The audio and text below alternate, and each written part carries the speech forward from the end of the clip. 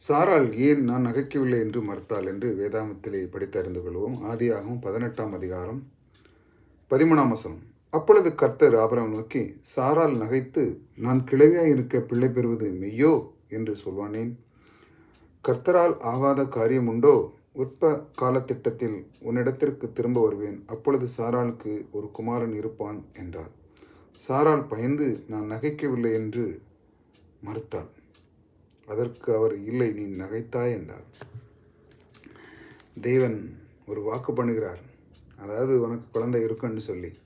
ஆனால் அவளுக்கு வயது வெளித்தோற்றத்திலே பார்த்து அவள் நகைக்கிறாள், உள்ளத்திலே நகைக்கிறாள். அதையும் அறிந்து கொள்கிறார் தேவன். ஆனால் சொல்கிறார், கர்த்தரால் ஆகாத காரியம் உண்டோ? நான் சொல்லியிருக்கிறேன், நீ ஏன் கலங்கிறாய்?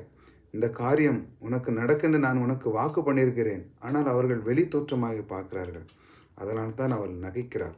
ஆனால் கர்த்தரை அவள் விசுவாசித்தால் அந்த காரியம் நடக்காமல் இருக்கவே இருக்காது, நடந்தே தீரும்.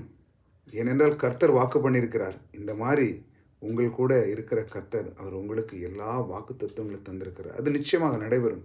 அவள் விசுவாசிக்க வேண்டும். இப்படி நகைக்காமல் கூடுமோ கூடாதோ என்று சந்தேகத்தில் இல்லாமல் முழு மனதோடு நம்பிக்கை வைத்தால் உங்களுடைய வாழ்க்கையில் எல்லா வெற்றிகரமான வாழ்க்கையிலே எல்லாம் வெற்றியாக வந்து சிறக்க உங்களோடு இருக்கிற கர்த்தர் உங்களை எல்லா வழியிலையும் நடத்தி உங்களை நல்வழியில் நடத்துவார். கர்த்தர் உங்களோடு கூட இருக்கிறார்.